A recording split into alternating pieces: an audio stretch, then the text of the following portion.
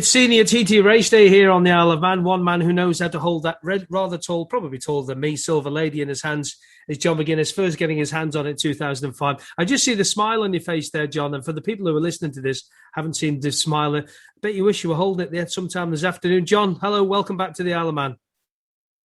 Yeah, how's it going, guys? Yeah, desperately missing it. You know, it's unbelievably frustrating, but it's less than a year now, isn't it? Is it like, can we say that? Yeah, less than a year. Yeah. Jumping on the ferry and heading over to see you guys. Yeah, I lifted that trophy 7 times. There's only Halewood lifted it the same amount as me, so to be in the same paragraph as Halewood, we're not doing so bad, are we? But you said it's probably as tall as you. I bet you're heavier than it, though. After all this lockdown food, definitely am. Where do you keep all your replicas of them? Where do you keep them all? They're in the house. Yeah, I got a trophy cabinet made, which is a bit weird. I've never done that before, but I thought, well, them ones sort of warrant a nice cabinet. So yeah, there's 23 there. There's 3 classic ones. There's it's weird. It's my boy's gig, really. He looks after them and has them all in order right back from '96 right through to the present day. And I think there's over 100 in there. There's 120 something, I think. So a lot of them are fastest lap awards. So you get a replica with a win, and a fastest lap you get a replica. Or you might finish third and get a replica and your fastest lap. So there is, I mean, every one of them tells a story, which is quite cool. So, do you often look at them at night and when they're glistening in, you've probably got lights in your thing. Do you often look at them at night and think, oh, I remember that, and then just remember a little bit of a race you might have forgot? Absolutely. I mean, I when I have a guest round or something, or one of my mates or some of my sponsors or something, they're just blown away by it when they see them, which is really quite cool. And, you know, they like to have a nosy around, and then they'll maybe point a finger at one thing, and one last person that came pointed a finger at the 2003 600 production race where I finished 18th and got a bronze replica on the Triumph. You know, it's like, I remember it like yesterday. We stopped on the end of lap 1 to go for a flying lap because it was going to be a 3-lap race, and then it ended up being a 2-lap race halfway through the race. So, you know, a bit like the Joey winning 98. Yeah. On the 250. Yeah, I finished third behind Bob Jackson and Joey. So that was wet, wasn't it? That was a wet race, that wasn't it? It started off quite damp, and then it got really wet on the second lap. And can't remember who told me, it might be something like Brian Reed or something, said, "Don't stop after the first lap. You know, just keep going, just in case it does get red flagged." And Joey didn't stop, I didn't stop, Bob didn't stop, and very treacherous on the second lap, and it sort of messed my head up a little bit. You know, made a lot, not mistakes, but had a lot of moments. And after that, I never really pushed it that much in the rain around the Isle of Man. After that, we had a few wet and damp races, and it spooked me a bit, that one. But I think Jason Griffiths and James Courtney and a few other guys stopped and put wets in. And if the race would have gone to 3 laps, I think I'd have had my pants pulled down there. I wouldn't have been on the podium. But completely, horrible race. But there you go. But everyone tells a story in there. They're all great memories, and they all do tell a story. You know, you could write a book about each one, I'm sure.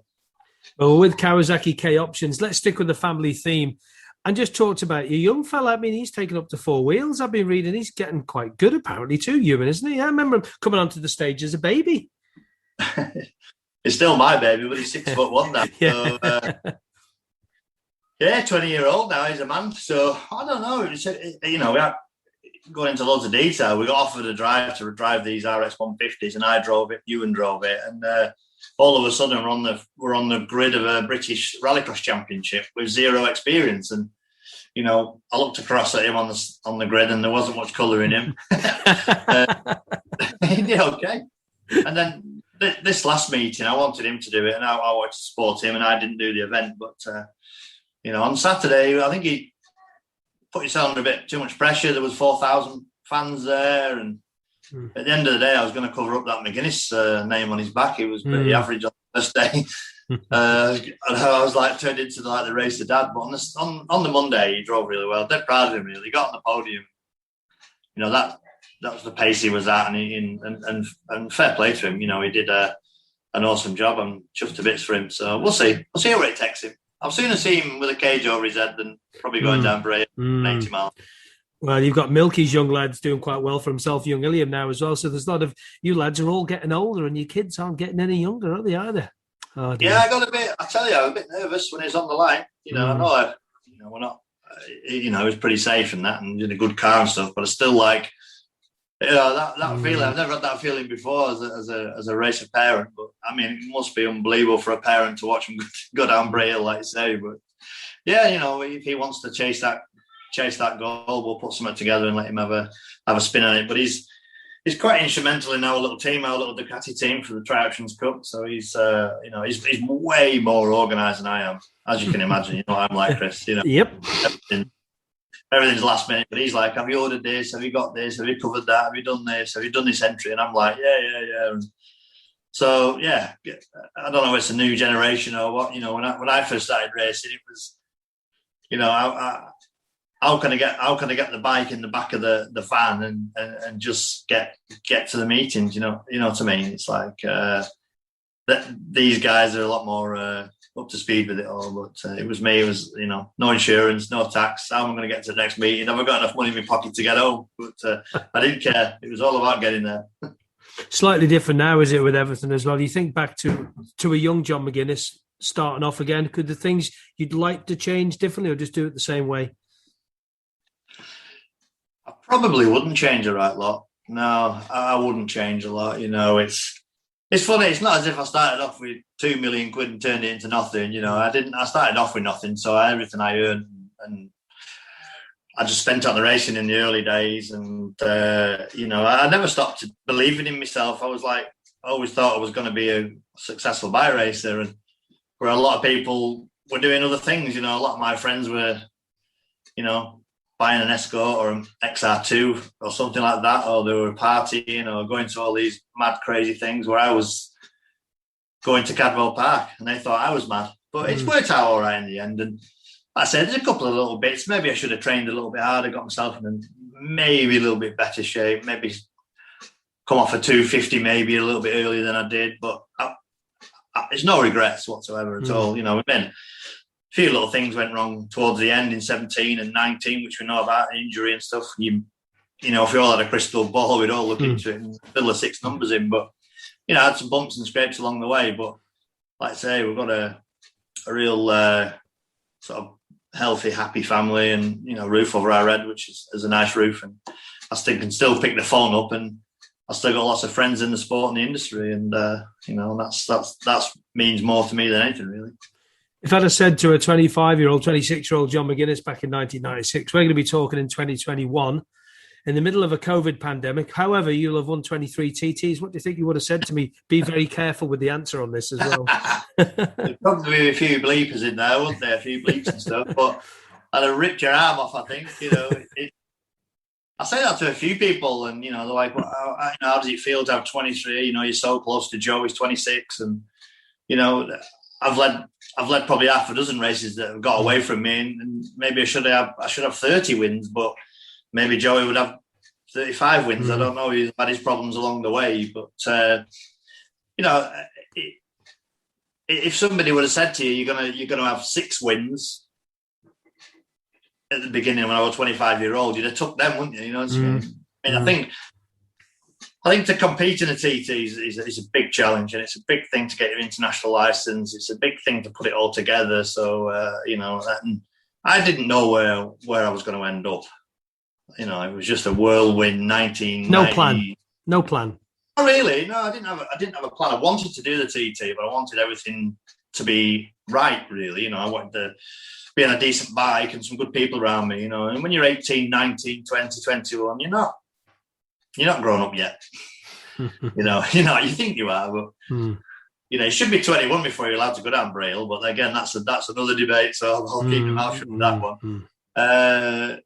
But yeah, I'd grown up. I'd had a few bumps and scrapes on the way before I went to the TT. But yeah, it's amazing. I hear people say they can do it, and I could do that, and and stood in the pub with a beer in their hand. Yeah, well, anybody who actually goes down Braille at any speed they go down, whatever place they finish, they've got on the grid and done a great job. But you know, if I look back at them and I think, how did I win that? How did I win that? Not that one, and a 400 win, and a single, and a 250 and a 600 and a production win. You're just like, there's so many, and you know, good bikes, good people, you know, passion for the job. You know, I you know, everything around my world was always, I always had the TT in the back of my head all the time. Even when I was going around tracks on short circuits, I was thinking, I wonder how this is going to behave through Glen Tramman or over the bumps and things like that. So yeah, so no regrets, and I'm just gutted I'm old. We're all getting old, aren't we? I know, I'm gutted I'm 49 now. You know. Hang on a minute. What age was William Joseph Dunlop when he won his last TT? 48, 1-3. Yeah. 48, yeah. I'm like, it's weird, isn't it? You know, how me and Rutter were there looking up at him. It was mad, you know. And I'm that age now, and I feel a little bit, not behind the ball, just a little bit. Just got to sharpen my pencil up in a few areas, you know, try and get back. My racing was always on like a crest, you know. I felt like I was always just in front of the 8 ball a little bit, you know, and just riding my bikes and being around good people, a bit of motocross, bit of just happy balance, you know. And the minute I'm just a little bit out of that, you know. We all are really, what's been going on with the pandemic, but another 12 months we'll all be absolutely, you know, desperate to get on that ferry and cut your grass before you leave, obviously, yeah. You've got a bit more grass to cut now, haven't you? So 27 acres to do, so I've got a tractor now. But, yeah, I have to have everything. It's weird, that, isn't it? That's another weird stuff. It's superstition, isn't it? Yeah. Yeah, no, everything's got to be parked straight, and the house has got to be clean, and it's just, I can't pull off the drive without knowing everything's just squared up, you know. It's weird, but it's just what we do. I have my voodoo doll on my helmet. I wear my daddy socks, you know, just put a penny down my helmet, you know. So, but anything that can help you at the TT, you know, if a ghost popped down and said, you better wear these pink knickers and you'd be safe, you'd wear them, wouldn't you? yeah, you would. I went past your sign today when I went to take a little run down the north, all the way to Ramsey. It was from Portsmouth, where I live, and I thought to myself, do you know what? That must be, every time you drive past that, and every time in the future when we're both no longer here, your kids, your grandkids will drive past that. That's going to be there for all time. Look at that smile again. That's good. That. Yeah, no, it's exactly my thoughts was that when I first got, you know, kindly asked which corner would you like, and I was blown away by it, obviously humbled by it all, and then I thought to myself, wow, you know, it's history forever. You can't take that away, you know. Whatever happens, it's not going to be. It's always going to be McGuinness's, and I see it's bent as well. Somebody's give it a clout. Yeah, it needs a clean as well. We'll sort that out. I just this. Give me a second. These are, look at that. Oh, wow, okay. I've been doing them on the internet so I can pay for me groceries. That's the only thing that's keeping me alive at the minute. Because my wages. So, yeah, it's a replica of my sign. That's lovely. Well, yeah, no, it's... I remember going across me and Molly and we picked our corners, and I remember it must have been about 6 feet deep in snow at the side of the road that year, whenever it was. But yeah, pretty special. Pretty special. Yeah. Well, mega special. Away from the TT, what are you going to do for the rest of this year to set up for next year? Well, obviously the car thing that you're doing with the young fella. You're going to be a bit of enduro race. What can you tell us you're going to be up to? Well, the cars are good, but they're not two wheels. It's not my passion. It still just doesn't quite give me the buzz of the bikes. But you know, I've got my Ducati Cup series going again with Andre, a good friend of mine who owns the bikes, and we run the bikes from home. We're getting really professional now. Honestly, we've got. I bought an Arctic Scania over the winter, and I've been tinkering with that in lockdown. So we've got the big V8 Scania, and I borrowed a trailer off Robin Croft, who was SMT that some of the boys rode for the TT. So yeah, we're all Arcticed up, and you know we're looking pretty good for it. But yeah, I'm going to do that, and then Goodwood Revival, Goodwood Festival of Speed, Macau is on the cards. hopefully do some testing on the Kawasaki with Bournemouth, and then just keep busy, and hopefully we can do some little bit of ambassador things with Monster and some of my sponsors, and doing a little bit of work with Bennett's Insurance, who's one of the partners of the TT. So that I must be one of the longest Bennett's ambassadors and one of the longest Monster ambassadors. So yeah, hopefully we'll get invited to a few gigs and just keep the brain stimulated, and because I like to be structured. I hate this out of the nothing going on for me. I like to be. When I rode for the big H, it was always I had so many days here, so many and it was testing. It was a Spain. It was this. It was that. I was always pretty in a system that was really, really good, and now I'm out of it. I'm a bit lost really, but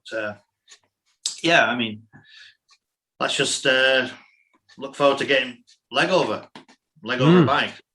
You're going to do it at Scarborough this year? Have a run round, little parade lap maybe or something? I'd love to.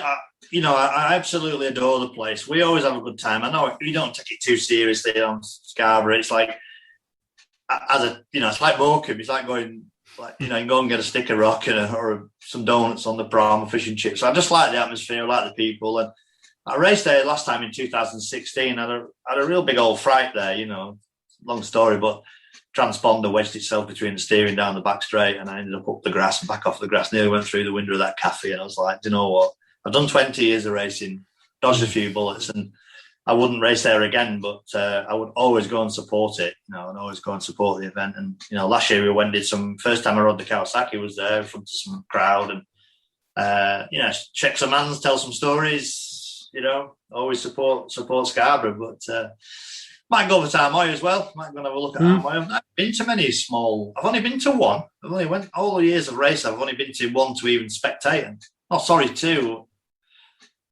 No, one. Tandragee. Yeah, Tandragee. I went to Tandragee to watch, and then on the way to the northwest, I did some travelling marshals, me and Rutter and Plater.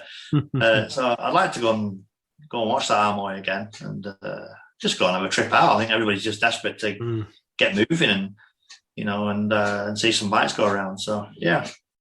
Well, John, we can't wait to have you guys, all you racer guys, back here on the Isle and get the fans back here. Obviously, we're not in lockdown. We haven't been for about another 50 days or so or something like that. No, fingers crossed.